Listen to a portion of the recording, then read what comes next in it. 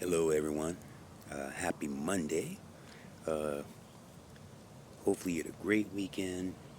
Got a chance to go to the lake, ride some sea doos like a lot of people were doing around here, which I love those things. I love those things.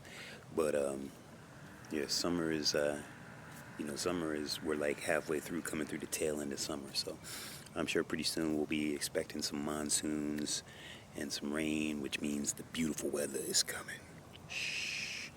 We out here in Arizona don't want everybody to know that. They think it's 110 degrees year round, but nah, we deal with that for like 2, 3 months, maybe four tops. Um, uh, well, this show today is a wild card show. Really, no title, nothing like that. Talk about say, talk about a little bit about COVID, which is kind of it's starting to be outdated, even though it's still going on. 3,200 more cases reported out here in Arizona and around the country, but things are starting to be somewhat normal, the new normal, as they say. People starting to get back to work. Starting to pump out some money into the local economy and getting everything going after a standstill for about 3 or 4 months or whatever. But that's looking good. Another sign that things are starting to turn is sports, sports, sports. Baseball again. I don't know if you had a chance to watch the Mets game and the Cubs and the White Sox. The little cutout fan things back there, and it's just in like certain areas. You probably like, why the hell did they do that? I actually found out an answer from a friend of mine who was reading an article. He read one and was like, and he read it a couple more times. So, it's kind of like if it looks like a duck and it quacks, it's an ostrich. So yeah, the cutouts are there though to help the pitchers kind of like they're so used to people being in the background, it kind of helps their depth perception to have those in the back. So that's why it's just particularly behind home plate, nowhere else.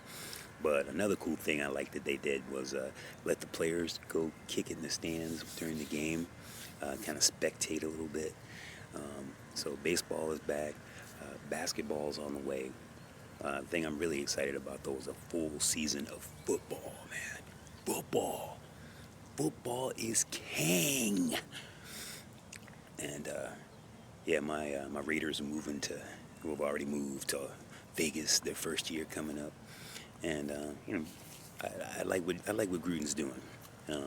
He had the unenviable task of coming in, cleaning house to kind of get the salary cap down a little bit. And I think he did a good job with it, even though it broke my heart when Khalil Mack left, because I saw that the Monday night game he had with the Bears, his first game with the Bears.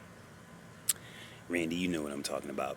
I like text you, I was crying, man. I just had a box of Kleenex. You bastards.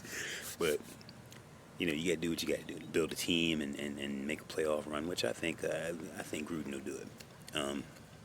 He's the man to take us at least to the playoffs. Who knows? Could be further than that. We'll see. But another sign basketball in Florida, and the players are not exactly convinced or sold that it's safe to come back. And I mean, these guys have a lot at stake. Forget the money. They get wife, kids, mortgages, summer homes, all that good stuff they have to try and enjoy while they're still kind of young before they get too old not to. And what else is going on? I think it's kind of cool how, like, when they do interviews, you kind of, like, everybody is wherever they are and you just share screen time. I think that's really cool. It's probably something that's going to stick. The thing I'm worried about, though, is human contact, human communication. I think is going to start to fall off the radar. We're just going to be dependent on robots and computers. That's the way for the future, though, I guess. But so many things have like come to fruition in terms of not even having to leave your house. You can go on DoorDash and have your groceries, pick out what groceries you want, have them delivered to your front door. You don't even have to leave.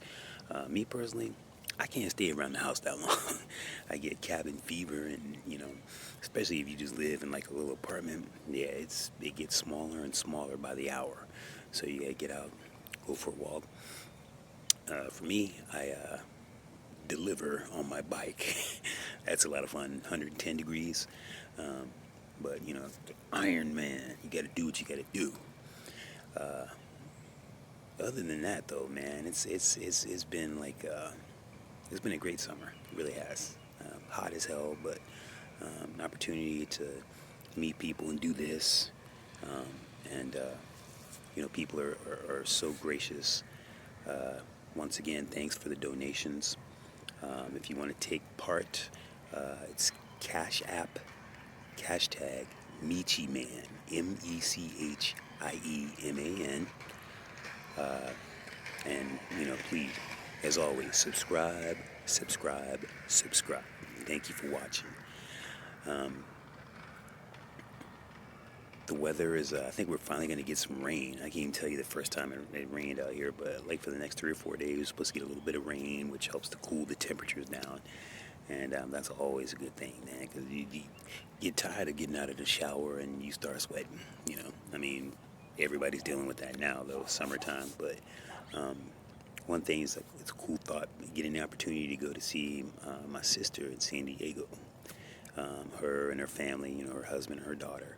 And that should be a lot of fun, And other than the fact that it's under 80 degrees right now, so that's really, really, really, it's going to seem like winter time to me. And have a hoodie and big ass pocket with fur around the inside. It's 80 degrees. I don't care. I just came from 120. This is chilly. But yeah, so hopefully you enjoyed the Wildcard show. Try to do one of these every now and then, kind of get in where you fit in kind of thing. Just seemed like the right time to break out the first one. And hopefully you guys get to catch Kamikaze Friday. My boy Nick, a.k.a. Pickle, he's going to be doing a lot of things with me. I'm going to get that kid involved in a lot of things. He's a funny dude. And if you didn't watch the video from Kamikaze Friday, go back and watch it. It's funny. He has a little story that he tells, and yeah, it's really funny. I love the kid. He makes me laugh. I love being around people that make me laugh, because you need inspiration to make other people laugh, you know what I mean? And it kind of sucks because once you start doing comedy, like I used to laugh a lot at everything, but after doing like 10 years of comedy, it kind of desensitizes you towards, people telling jokes. And, like I had a couple guys wanted to write for me. He's like, "Oh, you need some help with your stuff. I'm gonna write for it." So I go to the dude's crib. We hanging out, kicking it. He's telling me what he's gonna write for me, and I'm looking at him like, that was absolutely terrible. Don't say nothing else. Shut up. Watch my videos. Shut the fuck up. But it's like my comedy is kind of like situational. I need people around. I'm not one of those, one of the comics, because believe it or not, there's two types of people that make you laugh. A lot of people get these jumbled up. There's comics, like I said, the guys, the Rolodex, tell me a joke. Here you go. And there's comedians, the people that, can tell you what happened in their life and make you laugh. Those are the people I laugh the hardest at, comedians, because you can identify, A, with what they're saying, or B, they are enough of a verbal artist to paint a picture in your head, and you can see it happening to them. So keep that in mind. Two types of people make you laugh. Not everybody is a joke teller. I'm not a joke teller. I like to hear a good joke every now and then, but it's hard to find somebody that can stay on track. So anyway, subscribe. Peace out, guys. Have a good Monday, and I'll see you on Wednesday with a crispy news show. Peace.